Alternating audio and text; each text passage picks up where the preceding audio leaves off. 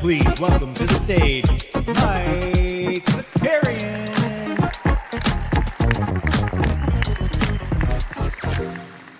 What's going on, everybody? Welcome back. The NBA bid is here. Playoffs are here. We made it. The playoffs, we made it. We finally got through all 82 games. We did it. Shouts to people who joined us on playback yesterday for Clippers and Warriors. We had some Celtics and Hornets. That one a little less exciting. And then, apologies to all of the technical difficulties last night. But if you missed it, right after those games ended, we did like an abbreviated live before lock on the basketball and baseball side. We had our guy Jump Shoot join the show. So if you missed it, go check that out. Baseball lock today is at like 6:45 or 6:40. So you have plenty of time to catch up on that. And the NBA stuff does not lock until tomorrow. We'll do a little breakdown tomorrow on the Elite Fantasy Sports channel, and then we'll figure out how we're gonna go day by day. This week we've got the NBA bit. I don't think we're gonna have it tomorrow. I don't think we'll have the NBA bit tomorrow because we're covering it today, unless some weird stuff happens. But then we will be up Wednesday, Thursday, Friday. We'll have some playback for the play-in this week. We'll be doing a lot of talking into microphones while we're covering the basketball. No Hoop Sense this week either. Hoop Sense is off this week. It'll return next week. 89 Cavs should be back this week. And then I've got that new Celtics show that I've been teasing out that's dropping. I honestly could be any minute now, sometime the next hour. I'll make sure to share when it goes live. Make sure you go check that out. But yeah, I figured today what we can do is just kind of go over the playoff scenarios that we have. I don't think we need to go game by game for the weekend. Really, the only important one was that Clippers-Warriors game, which I thought was pretty interesting. Draymond Green kind of fumbling it up a little bit down the stretch, some tough Steph Curry turnovers. But all that to say, we now know what the seedings are looking like. And let's just get into it. Let's just do that today. Also, I don't know why my StreamYard settings keep getting reset, because I tell you what, I don't like it. I don't want any of it. Minimal. We want minimal with my name. I actually don't even want to show my name. Let's get rid of it. There we go. That's what I'm looking for. If it's your first time here, do me a favor, like the stream, subscribe to the channel. Either way, even if it's not your first time. Also, shout out Veronica back in the chat. Love to see that. Regulators up in here. That's good to see. Matic Auto, shout him out. Happy National Ex-Spouse Day. I don't know if I'm going to celebrate that one, Snoop. Yeah, Patty Connaughton dropped the 43 bomb yesterday. We got regulators. We might need it. Ahmed Thompson is Defensive Player of the Year. We're shouting that out. And shamelessly gunning to get the 3-point lead. Love that. All right, we can do some rewards here at the end. I posted up all my rewards, I think, over the weekend or on Friday. I was getting some, so we can go do that a little bit. And we got Kim Robin in the chat. Let's go. Mathology's here. Any highlights of the weekend? It was pretty gross in New York. We did a movie marathon on Saturday. That's what we did. A little mini movie marathon. Actually, and you know what? We had a good, this is what we watched. Moment in Time, I think it's called. Little Andrew Garfield and Florence Pew, Pew, Pew. That was pretty good. Then we watched Y2K. Shout out our guy Kyle Mooney. We checked that out. And then our nightcap was Michael Clayton, a little bit of a throwback to Georgie Clooney. That was a great little Saturday, and then I worked all day on Sunday. It was a busy day on Sunday, so that's what we covered. All right, let's go. Let's do this. Let's start in the West Side because I think that's a little bit more fun. I was thinking about this a little bit more last night after this Warriors Clippers game ended, and I finally stopped talking into a microphone. Do you think I know Golden State probably feels comfortable enough playing anybody, but I do think if you had to pick, do you want to square off against Nikola Jokic, especially the way the Warriors play small, or would you rather get the Houston Rockets in the first round? I think they probably feel more comfortable playing Houston. However, that was some old man shit between the Warriors and the Clippers, and I wonder if the rest was more important, right? So the Clippers now don't play until Saturday. We did get the schedule. Actually, let's start with the schedule. So and then we can go series by series. So the Warriors now have to play at least one more game before the weekend. The good news is if they win that first game, they won't have to play again until Sunday. So I think the NBA mixed it up this year. I don't remember them doing it exactly like this last year. But anyways, Tuesday, we've got both 7-8 matchups. So we've got A-Town down against Orlando with the early game at 7:30, and then Memphis at Golden State, which I think on paper looks like it's more fun than it will be. I imagine Golden State just kind of punches them in the mouth. Memphis, after firing their coach, they won a couple of games, and everybody's like, oh, maybe Taylor Jenkins was the problem. And then with the amount of grenades Ja Morant has been chucking into the stands, you would think that they'd be winning games, but they're just losing games while he's lobbing grenades. And then Wednesday, the next day, we get the 9-10 game. So we've got Veronica's Miami Heat at Chicago. Bulls home court advantage. Get that cheddar, Chicago. And then Dallas at Sacramento for the other 9-10 matchup. Now, the winners of those 9-10 games, they actually get a full day off. There will be no games on Thursday, and then both teams will play on Friday. I thought last year they did one on Thursday. Well, no, they wouldn't have done that. They must have done this last year too. So anyways, both teams play on Friday, and my guess is we see Atlanta take on Miami. I'll give Miami the nod there. Atlanta and Miami, and then we would see Memphis and Sacramento in that action. But then what they did was they put all the teams that are awaiting their opponent, like playing teams, will all play on Sunday. So that means Saturday, the first game, no NBA TV this first weekend. Saturday, you get Milwaukee at Indiana.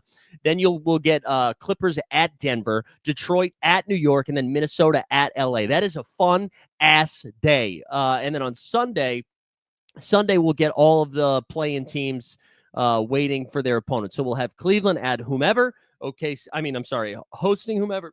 Same thing with OKC, same thing with Boston, and then Houston, the last game.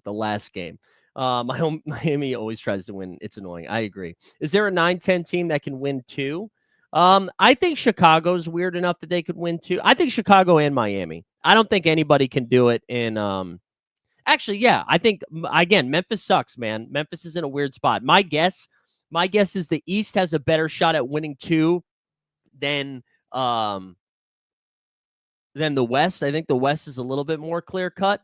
So again, Memphis is kind of dropping grenades in its own camp, if you will, but I still think Memphis would beat a Sacramento. I think it'll make for fun like gambling stuff. I think that'll be fun. Is Harden in Vegas yet for this mini vacation? No, I think Harden's locked in, guys. I think I'm drinking the Clipper Kool-Aid here. All right, let's do it. Let's start with the series that we know. I don't think it's too interesting to talk about the play-in. I'm just going to assume for this case that Golden State ends up being the 2 seed against Houston and Memphis ends up being the 8 seed against OKC. I honestly don't think, outside of Golden State somehow being the 8 seed and playing OKC, then we can have a different conversation around it. But I don't think that's going to happen. So let's start. Let's just do 4 5s and 3 6s on both East and West. So let's start with the Lakers and the Timberwolves. I actually don't think this is the best of matchups for the Timberwolves. I was thinking a little bit more about Minnesota's obviously not scared of anybody. And I was pretty bullish on Minnesota heading into the postseason. However, I just think this LeBron and Luka matchup is probably not ideal for the Timberwolves. I think one important part of this series is kind of how does Rudy and Naz Reid assert themselves into this series? Because the Lakers are going to be trying to play small, right? They're going to be trying to have Rui at the 5 or Dorian Finney-Smith at the 5. Jackson Hayes probably only trying to limit him to like 18 to not even, I would say like 15 to 18 minutes, right? And so if that is the case, if they're successful in small ball, I think they're in pretty good shape. And I know regulators said it will all come down to Randall. I do think like Julius Randall, one of the things that he's been pretty successful with down the stretch here, because he's been playing pretty good basketball this last month since he's come back from injury, is like bullying people, right? So if he can get some smaller guys on him, and if that's the Lakers' goal to play small, I think if he can get into his bully ball bag, I do think that gives Minnesota a chance. However, I know McDaniels is an elite defender, and I know Minnesota, even though they've taken a little bit of a step back defensively this season, is still like a solid defensive team. Who does Minnesota have on Luka? You know what I mean? Like, I just don't see McDaniels. Like, we've seen Luka beat up McDaniels before. We know Luka likes playing Rudy. Maddie says it's nice for the Lakers. They can put Luka or LeBron on a bigger guy defensively. Yeah, I agree. I kind of think, the Lakers have the advantage here. I wouldn't be surprised if Minnesota rises to the occasion and Anthony Edwards like averages 35 for a playoff series. Like I'm not saying that will be that's out of the realm of possibilities, but I think my lean is the Lakers here. I think the home court advantage. I think I think it will come down to if Rudy can go out there and stay on the court, not get cooked by Luka, and if Naz Reid can assert himself offensively, I think then Minnesota has a real shot there.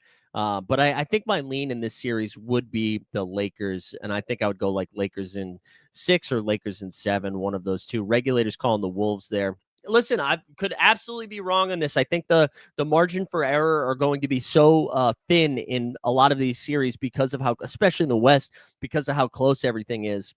What about anybody else in the chat planting their flag here on a side on this? I think the Lakers are in a little bit of a better spot here. I will say, though, again, if Naz goes out there and just kind of bodies them and then forces them to play more Jackson Hayes than JJ wants to, then it's a different story. Then it is a different story. But the Lakers seem to be pretty well. I can't believe it. But do the Lakers have the coaching advantage here? JJ's been like lights out this season. Although, hey, first playoffs, so we'll see what it looks like. But anyways, my lean, I'm going to go Lakers, and I'm going to just say 6. I'm going to say 6. Mathology says, I just want to know which teams to draft in the dance. Yeah, man, I wish I could tell you, bro, because I can't. I'm still not allowed to draft. So I got my 30 in before New York shut the door. One really funny thing, actually, this is a good pivot, is Nuggets and Clippers. I have a ton of Clippers from early on, like a ton of like late round Clippers and a ton of Denver. And so, I mean, it's like nice that I'm guaranteeing one of those sides to be in the second round and probably a long first series, but man, it's tough. Maddie says pretty good chance the Lakers have 2 of the best players in the series, so I picked the Lakers. Yeah, you're picking the Lakers. I don't think the Lakers stay healthy for a series, and the lack of an actual big will cause them to collapse. Yeah, all right. So you're banking on LeBron's age for an injury. All right, let's do Denver and Clippers. I'll be honest, guys. I still don't have a take on this one pick wise. I really don't. I think what we're going to see, if I was going to plant one flag on this Denver Clippers series, is Ivica Zubac averages 22 and 15. I just think it's going to. I think he's gonna eat in this matchup. Denver already gets cooked by bigs. Also, with Jokic being out there, the Clippers aren't in a scenario where they're going to be forced to get smaller, right? Because we know Jokic is probably going to be playing 40 minutes a game. So I expect Zubac to be out there as much as Ty Lue wants him out there. And offensively, he's just been awesome. And I think he's going to be rebounding the hell out of the ball. I really like Zubac from like a fantasy perspective in this series. I also expect this to go a long series. I was surprised to see, I'll be curious what you guys are thought. I don't know how many people have checked lines. Denver is like a minus, I want to say minus like 200. They're a favorite. They're favored in this series. And I did not see that coming. I thought the Clippers were going to be a little bit favored. I know altitude, baby. I know they're at home, but I mean, they fired their coach last week.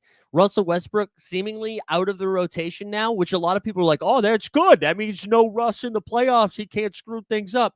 The one thing that I'd push back on, they're now relying on Jalen Pickett, who, Calvin Booth loved him, and I think Jalen Pickett's fine, but I don't know if I would want his 15th game of the season to be starting round one of the playoffs against Norman Powell, James Harden, and Kawhi Leonard. So I'm curious to see how this plays out. Kawhi also has been averaging, I think, 25 and 7 since the All-Star break. He's been playing 36 minutes per game the last month or so.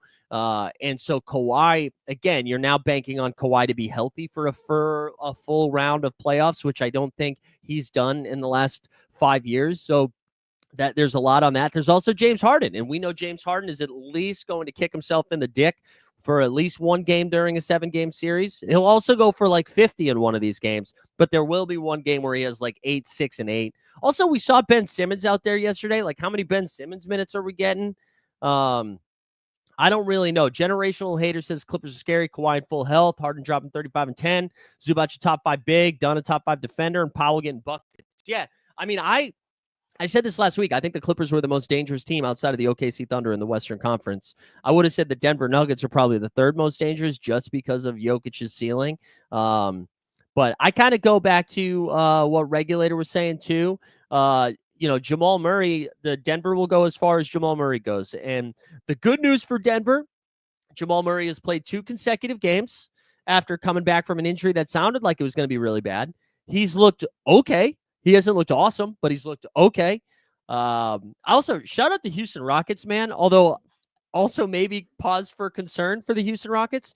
Ime Udoka yesterday, after resting the Rockets the last 2 games, resting all their starters, locked into the 2 seed, they're like, here you go. Let's head into the playoffs. Ime Udoka starts all of his guys. He says they're playing normal minutes. We're treating this Denver game like a playoff game. And then Denver blew the doors off of them. Now, obviously, more at stake for Denver, but that does make me a little bit nervous if Houston's like, hey, we're playoff ready, and then they were down 20 early in the third. So something to pay attention to in this first-round matchup with Houston, whoever they get. But, yeah, I think my slight lean would be the Clippers, and you guys know I'm a Jokic lover. But I think I lean the Clips. I just think the way that they're playing. I think it was Russillo mentioned that they're number 1 in offense and a net offense and defense in the last month or something like that. Playing really well. I don't think they're a well-coached team, right? You want to talk about coaching advantages? Freaking Ty Lue versus Nepo baby. So I don't know. I think I would lean Clippers here. But I think this is going to be a really fun series. I think we're going to see a lot of offense. Again, from a fantasy perspective, Contrabass is saying Norm Powell, keep or sell. I mean, totally up to you and what the rest of your lineup looks like. But Norman Powell has a pretty low cap and is starting to get healthy there. Generational said Udoka started them all, but felt like he told them to go. I mean, if you were to do that though, to me, that's way more dangerous. There's no way Ime was like, go out there and play, but don't try super hard. We don't want you to get hurt. That's literally how people get hurt. So I don't think that's what they did. I think they actually got their dick kicked in. Give me no coach over Ty Lue. Yeah. Let me introduce you to Joey Maz. I would take Missoula over him. All right. But no, that's fair. That's fair. Let's do the 4-5. Actually, in the chat, who are you guys taking? I think I'm going to lean Clippers. I'm going to say Clippers in 6. I think they're going to split 1-1. I think it'll be 2-2, and then the Clippers rip off 2 in a row. But I think I might be rooting for Denver, though. I think my brain is saying the Clips. I like this idea of the Nuggets firing their coach, Nikola Jokic, all of a sudden turning into a monster, demonstratively and emotionally, and then they go to the Western Conference Finals. I think that's kind of fun. I'd be okay with that. D. Pedro, all right. Well, Maddie said he's leaning Clips. Common Man says Kawhi's a killer. Pedro says I feel Nuggets in 7 having home advantage. Yeah, that is true. I mean, if you think about you think about home court advantage, altitude probably 1 of 1, right? Although how's Denver going to deal with the wall? You know what I'm saying? Denver's got the mountains. The Clippers have the wall. We'll see. I'm very excited about that series, though. That's the one I'm probably most interested in watching. The second one I'm most interested in watching, Bing Bong Boys in Let's Play a Drop. Let's Play a Drop for the Pistons. Over tripled their win total this season. Cade Cunningham, All-NBA player. Malik Beasley, three-point champion. JB Bickerstaff, return to glory.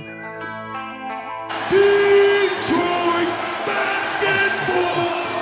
Detroit basketball! Detroit! All right, I think this series is going to be super fun. All right, Knicks obviously have the advantage here. They're the home team. They are the 3 seed. Jalen Brunson, who missed a ton of time, came back. He looks good. Mikal Bridges made sure to play all of his games by checking in for 5 seconds. That's dumb, by the way. That's dumb. That's not an Iron Man record, all right? That's not – be an adult like Cal Ripken Jr. You know, remember when Cal Ripken Jr. allegedly caught Kevin Costner banging his wife and he punched him, had to miss a game because of an injury, and then all of a sudden the power went out in Baltimore and the game was canceled? That you know, some people's, you know, that's my QAnon, all right? That's my cue. Be an adult, do it like that. Find a way to cancel the game. You can't check in for 5 seconds. The same thing. I'm looking at you too, Jared Allen. Can't check in for 5 seconds being like, I did it. I played all 82 games. That doesn't count. That doesn't count. Anyways, back to the series. I'm pretty excited about it. The Knicks have yet to defend anyone this year. Do they start now in the playoffs? OG Anunoby on a legendary heater for him the last like 6 to 8 weeks where he's been averaging like 25 a game. He's been insane, right? So are we going to see more of that? Is that going to transfer into the playoffs? You've got Mitchell Robinson's back. You got Karl Anthony Towns and Jalen Brunson, 2 All-NBA guys. But to me, I think like the biggest – there's going to be 2 X factors, if you will, for the Detroit Pistons, or one of them is technically the Knicks. Are they able to slow Cade down? They have nobody to defend Cade right now. They don't. And, like, are they going to throw a wing on him? Let's see. What is Cade Cunningham's stats versus the Knicks this season? I should have pulled this up ahead of time.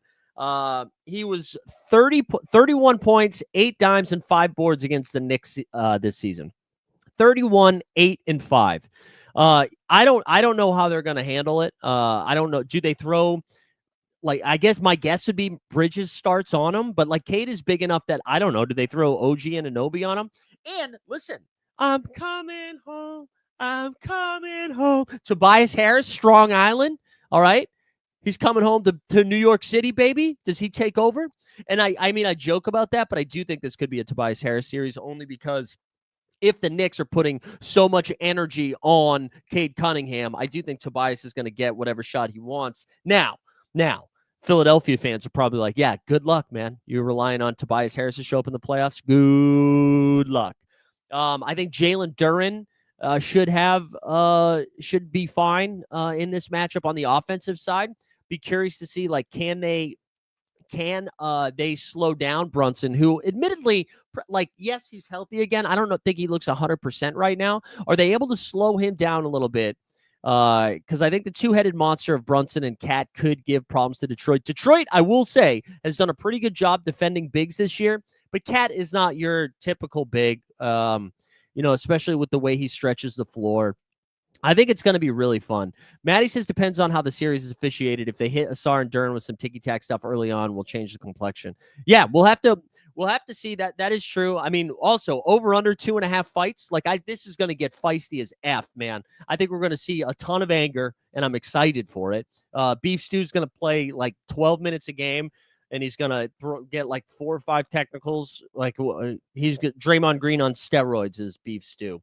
So I'm really excited for that.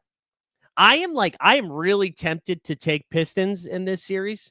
I just think this is not. I think the Knicks would have been better off playing either the Pistons or either the Pacers or the Bucks. I know the Bucks would absolutely, like, Giannis would absolutely obliterate the Knicks too.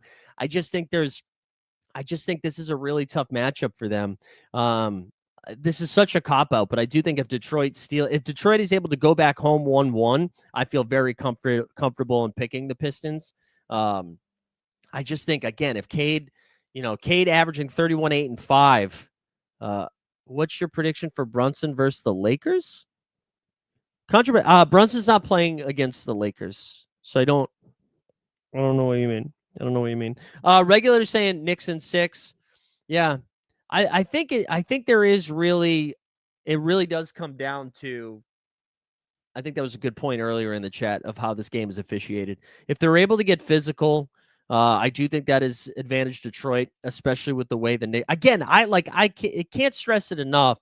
The Knicks make all these moves to get Bridges and OG Anunoby so they can defend like 1 through 5 essentially. They just have not played defense this year. They have a defensive-minded coach in Tom Thibodeau, and they just really have been piss poor defensively. Now, maybe they're able to flip a switch here, but they're going to be relying a lot on Mitchell Robinson, who I don't know, man, if he can, like, how much can he do it in the postseason? I don't know. I don't know. Tibbs beat him last year. The Knicks played the Cavs last year? Did they? Do you just mean in the regular season regulator? Anyways, we'll have to wait and see. I'm excited for it, though. I think that's going to be a really fun series. I think most likely Knicks in 7 and Cade averages 35, 9 and 9 or something crazy like that. I really do think, like, if you needed to pick on the SORARE side of stuff, if you on the SORARE side of stuff, if you needed to pick like a cheaper MVP, Cade is the guy. I think Cade could go absolutely nuts. Rank the top 3 playoff teams that will have advantages if the refs let them get physical. I think Detroit is number 1 right there.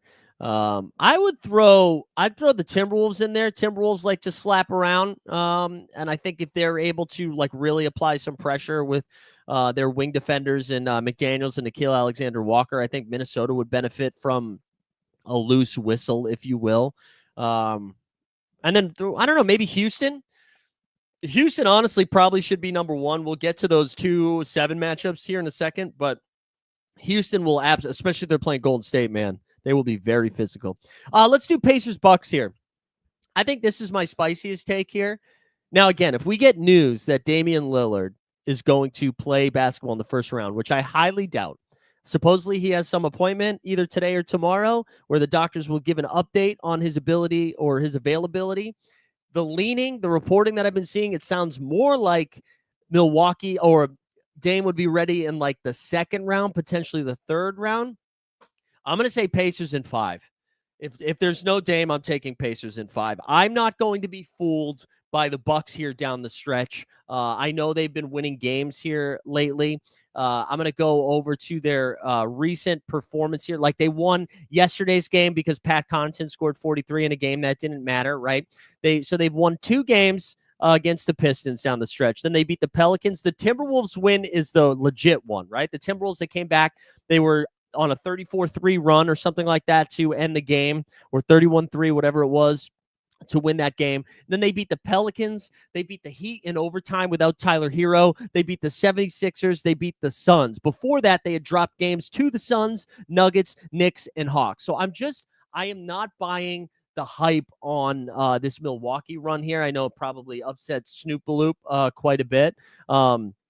But I just don't think, and you could make the same case for Detroit against the Knicks, where Giannis maybe averages 30, 10, and 10. But I like Milwaukee has nobody to defend anybody. They have nobody to defend anybody. Like they're relying a ton. Who, to his credit, Kevin Porter Jr. been playing pretty decent basketball here down the stretch. But they're going to be relying a ton on Kevin Porter Jr., on Taurean Prince, on Gary Trent Jr. Like I don't see it, where you look at Tyrese Halliburton, who straight up, I think he made my 3rd-team All-NBA here at the end. He's been playing, again, if you take out the first 6 weeks of the season, the Indiana Pacers have been one of the top teams in the league. They can do it on both ends now. They actually play defense now. And I think Halliburton should have his way with Milwaukee. He's played well against them in the past. They knocked him out of the playoffs last season, granted with a ton of health issues. But I just think, honestly, I think the Pacers run him off the floor. And I agree with regular. Yeah, if Hallie plays well, it's curtains. It's curtains. And again, that's not to say Giannis can't get his. I think Giannis will put up insane numbers. But yes, they got Bobby Portis back, but now you need Bobby Portis to play. Fuck, they need Kyle Kuzma to average 25 a game. You know what I'm saying? I know he went off yesterday in the first half, but I don't see it, man. I don't see it. I think the Pacers kind of run them off the floor. Again, if Dame all of a sudden is back and good and full, even if Dame's like 80%, I think that really changes the complexion of things. But they're going to be able to just like swarm them. Again, like outside of Giannis, who they literally will have nobody to defend. I think they'll probably throw Nesmith on him a little bit. Siakam will get him a little bit. Turner will get him a little bit. But outside of that, I mean, the guards, like I know KPJ's been great, but the combo of like Nembhard and Mathurin, just throwing those guys at him, like it's not going to be easy. It's not going to be easy. Regulator, great point there. Doc versus Rick, one-time champs against each other. Yeah. I mean, that's what I'm saying. I think the Pacers have the advantage, and even if the Bucks go up 3-1, it's Doc Rivers. So either way, the Pacers should have the advantage, whether they're up or down in the series. Yeah, there it is, right on cue, Maddie, right on cue. So anyways, I think I'm still reserving my take on Knicks, Pistons, and Nuggets, Clippers until the end of the week, but I am going to take Pacers and Lakers in those first round matchups. Let's go back to the West here. Let's see the 1-8 and the 2-7. Again, I'm going to assume Golden State sticks it to Memphis. I just don't trust Memphis right now. My take for the play-in game of Memphis and Golden State is that at halftime, it's like a one-possession game, and then Golden State comes out in the third quarter, punches them in the mouth, Memphis disintegrates. That would be my take. So we're going to see Golden State against Houston. And to go back to that take on the whistle, if Houston is allowed to be aggressive, aggressive, I think that really gives Houston a shot. But the same like take we had last week, a month ago, is that it's in these close games down the stretch, who is it going to be from Houston that's able to get them buckets? Sengun's been playing incredible. Jalen Green had a heater, but we also saw not too long ago, I think like a week or two ago, in crunch time, maybe against the Lakers, in crunch time, Jalen Green got benched because he wasn't getting a bucket until like the last 11 seconds of the game where they brought him in one more time. So there's pros and cons to that. They have a ton of roster versatility. They can play incredibly like long. You just put Amin Thompson at the one. They got Fred VanVleet, who, I wouldn't say he's had an awesome year, but there is like championship pedigree there, right? He's been in the playoffs. He's had runs like this. You have Dillon Brooks, another guy that can shoot you right out of the series, but we haven't seen Memphis Dillon Brooks. We've seen a little bit more of a reserved Brooks. I also think the coaching of Ime Udoka can kind of rein in Dillon Brooks in a way that Taylor Jenkins hasn't been able to. So they do have some experience like that. And then they also have the Terror Twins and Amin Thompson and Tyree Eason that they can kind of unleash havoc. One thing that Houston has been doing recently is messing around with these double bigs, whether it's Sengun and Tari or Sengun and Steven Adams, who Steven Adams quietly been playing like pretty good basketball for them in the second half of the season. And in most matchups, I don't think that's very enticing. But against Golden State, we saw it last night, right? Or yesterday afternoon, where Zubac was just a menace for Golden State, was just messing them up both while Zubac was protecting the rim, but also on the offensive end, right? And I don't know if they're going double big on Golden State, like how do they do that? Regulator said just not sure if Butler will make a difference. Yeah, I don't know, man. I think I would still lean Golden State. I think the championship pedigree, I think they're not going to have to play back-to-backs. Steph does look a little dinged up. He didn't look 100%. I know he dropped 18 in the fourth quarter yesterday to send it to halftime, but he doesn't look like a hundo P. But if Steph is healthy and you have the championship pedigree, you got Steve Kerr, not playing Jonathan Kuminga, Moses Moody, Brandon Pajemski, both playing a lot better here. If they are close games in the fourth quarter, I think I would lean Golden State. But I don't know. Where are you guys leaning? This feels like a real toss-up here. But that's what I was going back to. Like Golden State losing yesterday. Like, yeah, it sucks they're not getting the time off. But they now get to keep OKC on the other side of the bracket. So if they do somehow get through Houston, they then take on the winner of the Lakers Timberwolves. And I think Golden State is fine with the Lakers matchup. I think they're fine with that LA matchup. because the Lakers play small, Golden State plays small. I think the real issue is that's why I thought the matchups were so important, because if somehow Golden State got Denver in the first round, even though Denver's kind of a shit show right now, I think I would take Denver just because like Jokic is would just demolish what they're trying to do. All right, what is Ime the better coach? I think I would lean Steve Kerr right now. Yeah, I know. Did I say halftime? I meant overtime. My bad. I meant overtime. Generational Hater said Houston runs some lineups where everyone has 7-foot wingspan. Yeah, right. They can get like crazy long on you. Pause. And what do you think about Jabari's future? Yeah, I mean, I think Jabari is one of those. I think everybody besides Amin Thompson is probably on the table, right? Right. I think Golden State didn't beat anyone big when the opponent was full health. So, all right, there we go. I think I kind of want to take Houston, but I don't know. I think I'm going to reserve that pick too. Still too early to tell. We'll wait till the play-in shakes out. And then I know it seems to be the fun thing to do right now to be like, okay, OKC doesn't have the experience. How many playoff runs does it count? Do you have to have before you have experience?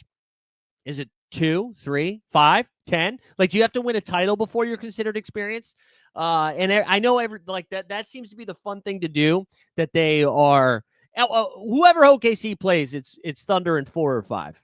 That's what I'll say in the first round anyways. And then they'll await the matchup here of Denver and the Clippers. I do think both of those teams could give OKC, I think the second round, I think is real spicy. I think I would still take OKC, but it would be in 7. I think Denver can still wins from them. I think they can steal some wins from Denver. Denver can steal some wins with them with Jokic, and if Jamal Murray is healthy. And then I think the Clippers is just kind of I think that would just be a fun matchup. They have experience losing, so I doubt they can do it again. You doubt that they can lose again or win again? I think it's, again, I think the second round would be a little bit tougher for them.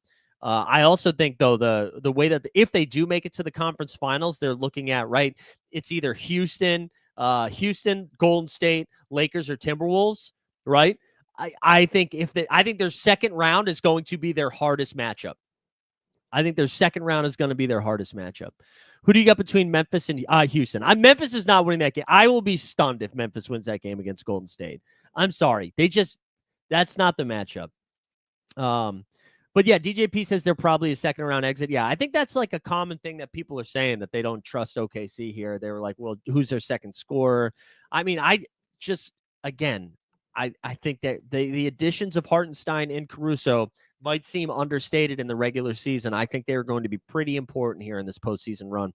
But I do think that I do kind of agree that the second round is going to be harder for them than the conference finals. I know Bill Simmons, I think last week, was saying that the Lakers are not the best matchup for them. I mean, yes, I get it. Like, Luka's kind of big, so even if you throw Dort on him, that's kind of a problem. There you go. That's a nice Skip Bayless, Stephen A. Smith take here. I mean, they are a great regular season team, but the playoffs are a bit different. And let's do the East. Cavs and Celtics both in 5, right? I mean, is anybody I think if Chicago got into the postseason, they could maybe steal a game just because they play so chaotically. So that could happen. And then Magic and Hawks. I don't know, man. I don't know. I don't see anybody stealing more than one game. I think Orlando, aesthetically speaking, I don't want Orlando to make the playoffs because I just don't want to. I mean, that will be on NBA TV 1 through 5. All 5 games will be on NBA TV. Atlanta, though, probably gets smoked. Yeah, Lozatron says Magic could steal a game or 2, but Cavs sweep. Yeah. I'm rooting for the Celtics. I'm rooting for the Magic to lose this first play-in game because I would rather have Boston play Atlanta than Orlando, just from a physicality standpoint. And then I think one DJP. I think one thing to pay attention to for Boston, not in the first round, but this Jaylen Brown thing seems a little bit more serious than people would like to admit, where you've got this injection in the knee that happened over the weekend or on Friday that ESPN reported on. And they say it's a bone bruise, but as some Twitter doctors were pointing out, which, that's 100% accurate, that you normally don't do injections for bone bruise to promote health, as they say. That sounds more meniscus related, not necessarily a meniscus tear, but meniscus related. So I agree with you, DJP. I don't think, Lozatron, I don't think they full on rule him out for games. I imagine he goes, but I wonder if it's like, 22 to 25 minutes a game for JB early on, right? And as long as the Celtics are in the driver's seat, they try to ease him off or ease off the gas. But I mean, the Celtics' biggest challenge is going to be just staying healthy. Like, can Porzingis play 4 rounds? What percentage of JB are you getting for 4 rounds? No, I don't think it's as bad as Embiid. I don't think it's like Embiid's injury. It sounds like he can play through it. It just doesn't sound like he's 100%. So, and apparently, according to doctors, it can't get worse. So it's just like playing through what he's dealing with right now.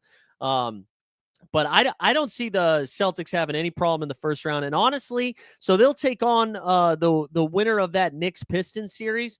And, Cade will still get his numbers against Boston, I think, if the Pistons got through. But the Celtics, I think, would be fine against Detroit. And if it's the Knicks, I mean, they've made like pretty good work of New York in the regular season, which, as DJP pointed out, though, playoffs are different. I could see the Knicks stealing a couple of games there, even though they have yet to beat them. But I don't know. Generational Hater said, out of the Cavs, Celtics, and Thunder, who has the highest chance of losing? Nah, none of them are losing in round 1. I mean, the one thing I would say, hey, Stan, by the way, I hope you enjoy that one game of basketball your team gets to play. I think if OKC of those 3 would have the toughest matchup if Golden State loses that first round. But I mean, that first play-in game, right, where all of a sudden it's like OKC, Golden State in the first round, I could see that being a little tricky for OKC, but I don't really think that's going to be I just don't – one, I don't think that's going to happen, and I still don't think that would be a huge problem for OKC. But, like, Sacramento's not going to give them a run. Memphis, if they were 100%, but Memphis is relying a ton on Zach Edey. That I don't know how much people are paying attention, but that Jalen Wells injury, as gruesome as it was brutal for their defense. Like, he was their best on-ball defender. Bane's not defending anybody. As Common Man points out, Jaren Jackson Jr. is not rebounding for anybody. Ja's not defending anybody. If they are running fast, Zach Edey can't stay out there. Like, they're going to need a ton of Zach Edey minutes. So, like, I just don't see – and Dallas just has no guard play, right? It's Din shitty. You're relying a lot on PJ. Like, how many minutes can AD play? It's just not happening. So I think all 3 of those teams cruise through the first round. I don't see it. I think the 2 seed of Houston is a little bit more interesting because they're going to be playing a Golden State team that literally could have been like a 4 or 5 seed, right? So I think that is a little bit different, but I don't think the 1 seeds have a problem. And I don't think like people are saying Boston's going to get exposed. What team exposes Boston? You know what I mean? Like, is getting exposed losing to the Cavs in the playoffs who won 64 regular season games? You know what I mean? Like, I don't see any of the lower seed teams exposing them. It's not going to be Detroit. It's not going to be New York. They wouldn't play I think the Pacers would be an interesting matchup, but they won't play Indiana unless they get to the conference finals. So then you're saying the Pacers are getting through Cleveland. The Bucks aren't doing it, guys. The Bucks are out in 5. So I don't see what exposing looks like. Unless you're saying Cleveland. If you're saying the team that finished second in the entire league and wins is going to expose a team that they finished better than in the regular season, sure, then we'll do it. Generation. Okay, a lot of Edey talk here. Edey still lost on defense, but getting there, missing Wells, missing Clark. Yeah, that's what they have no depth right now. It's a lot of Luke Kennard. You need Gigi Jackson or Vince Williams Jr. to get hot. Although, there we go. Generational Hater said Warriors have no one to stop Edey on the boards. Warriors lost to 51. Yeah, but like, how many guys played in that game? They didn't have Jimmy Butler in that game. The Grizzlies had a different coach. Those are 2 different teams. 2 different teams. Yeah, Warriors beat the Rockets. I think that's going to be a fun matchup. I'm excited for these playoffs, man. I think we've got some spicy stuff. Like, outside of if it's Thunder, Grizzlies, and then Cavs and Celtics, none of that is like, all the other series besides those 3 are pretty fun. So I'm looking forward to it. I'm looking forward to it. Quickly here, let me pull up. We'll go over some of my. I finally finished my awards. I finally finished my awards. Let's go see what we did here, and we can. Because I don't think I went over these right. I think we did it like a month or so ago, but I don't have. Also, nobody said anything about the, so you were a bunch of people were saying we're waiting for the Celtics to get exposed in the chat, looking at you, DJP, and Stan. And then I posed the question of what that looks like, and nobody said anything. You moved on. All right, you cowards. All right, let's get over here. Let's see these awards. This is what we're doing. Let's get started here. MVP. Let's blow this up a little bit more. We're starting with SGA. You got to give it SGA. I'm sorry. Like, I know the Jokic numbers are insane. Boston's going to have a problem with the Magic. Oh, man. Put the pipe down, Stan. All right, we're going to give it to Shai Gilgeous-Alexander, pride of the Canadians. Jokic 2, Giannis 3, Tatum 4, Spida 5. I don't care who you put 5. I know, like, I feel like you have to reward Spida, even though his numbers kind of cratered. Not cratered, but they were beating the piss out of everybody, so it's a little bit different. But that's my top 5 for the MVP. For you people that say I'm a Homa kid, I put Giannis ahead of Tatum. Okay, so everybody can relax there. Joakim saying Jokic is the MVP. Listen, I get it. I'm not gonna. This isn't like a couple of years ago where we have to start like a race war picking who's the MVP. I'm fine if anybody says that Jokic is your vote. I'm going to give it to SGA. The team almost won 70 games. The numbers are similar. I know Jokic. If you take Jokic off Denver, are they a playoff team? No, whatever. I get it. I'm giving it to SGA. Let's do defensive player of the year. Can we stop the Draymond Green stuff, BT Dubs? Can we stop saying that Draymond Green's a defensive player of the year? Can everybody grow up a little bit? I'm going Daniels, which I think Mobley should be the one that, like, I think Mobley has a better chance of winning than Dyson Daniels. But me personally, I'm giving it to Dyson D, the great barrier thief who just smoked everybody in steals this year, made Atlanta watchable. Then I'm going Mobs, then Draymond, then I'm putting Ivica Zubac there, number 4. Give some Clipper love, and then 5, prayers up, Amin Thompson. Only did 3 for 6 man of the year. Fast PP, Peyton Pritchard. Then I went Ty Jerome right there. And then I went Malik Beasley. And then I went Malik Beasley 3rd. That's pretty chalky, I think, although maybe voting had Malik Beasley 2nd, but I'm going fast PP. Peyton Pritchard's got to get it. Peyton Pritchard broke a bunch of records this year. Ty Jerome's been awesome. I mean, Ty Jerome's been so good for the Cavs. Then Malik Beasley. You're saying Amin fit. So where do you want to put him? You want to put him 4th? He's not finishing higher than 4th. So if you want to put Amin above Zubac, and that would make you feel better that your Houston Rocket finished 4th instead of 5th, fine. But he's not finishing anywhere higher than 4th. All right, most improved, Dyson Daniels, 2-time winner for me. 2-time winner, Dyson Daniels. I'm giving him most improved. I put Ty Jerome up there 2nd, Zubac up there 3rd, a lot of the same names. If you list Cade Cunningham, you should lose your ability to vote. And I'm not just talking about NBA awards. I don't think you should put him anywhere. I'm going to go a step further because Stan says Tyler Hero. Stan, I'm fine with that. I'm fine with that. Oh, Kevin O'Connor? Well, go buy a fucking Tesla then. You and KOC can ride around in your cyber trucks. You can go with KOC. Yeah, Stan, you know what? I'm okay with that. I was going to say Tyler Hero's too good to win most improved, but he really did have a most improved year. So I'm fine with that. I know he didn't make my top 3. I think Zubac needs to get more love in these votes. He's been awesome this year. But Dyson Daniels was kind of a throw-in in this DeJounte trade, and he's been awesome. Yeah, the Cybertrucks. That's what I'm calling him. Yeah, I'll give you the drop, Stan. I didn't give him a vote, but I'll give you the drop. I'll give you the Tyler Hero drop. Let's see. Where is it? Let's see the Tyler Hero drop. Where is it? Here we go.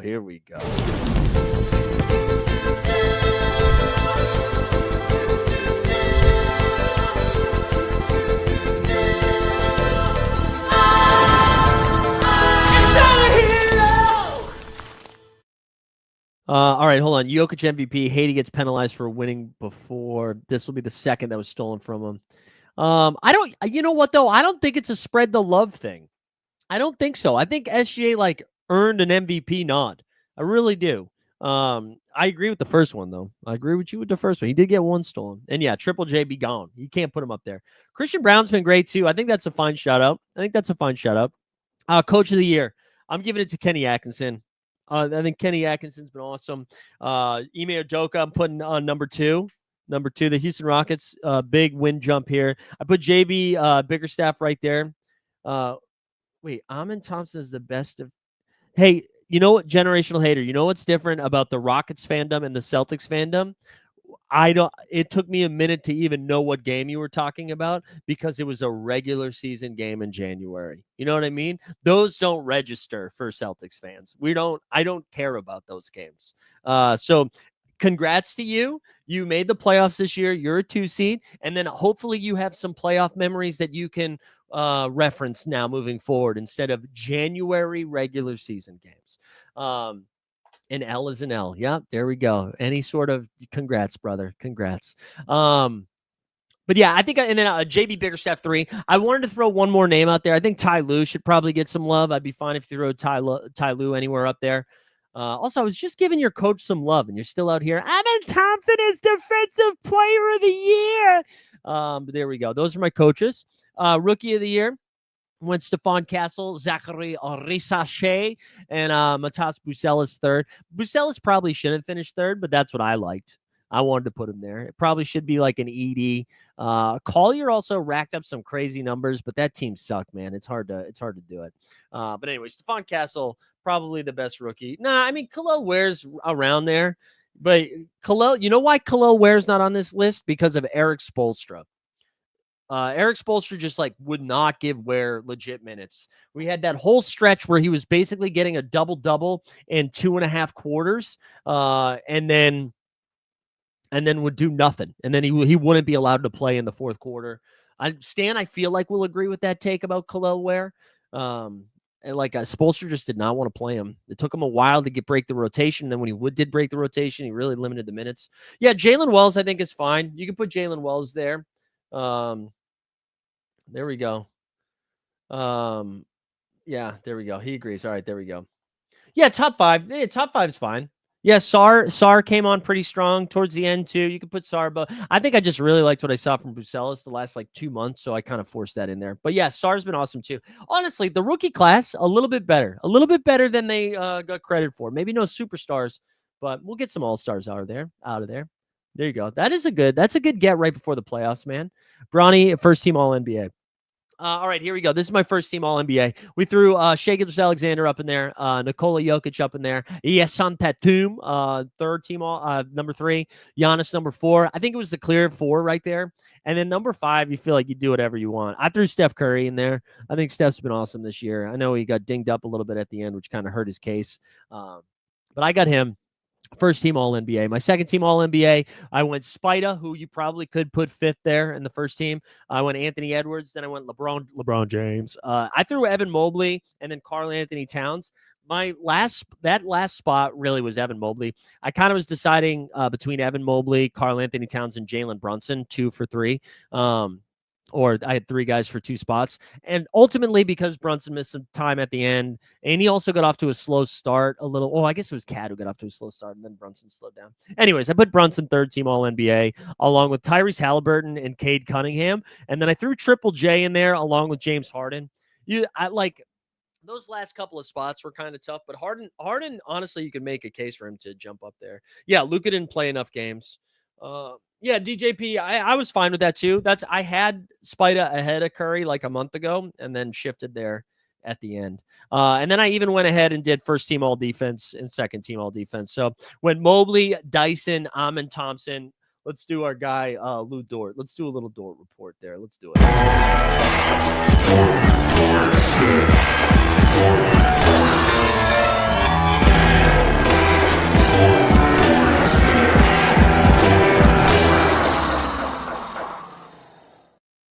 And then I threw Toumani Camara in there. I know Toumani's probably not even making second team, but Toumani, I guess from grinding SORARE and Underdog, there were straight up times where I was not playing guys because Toumani was going to cover him that night.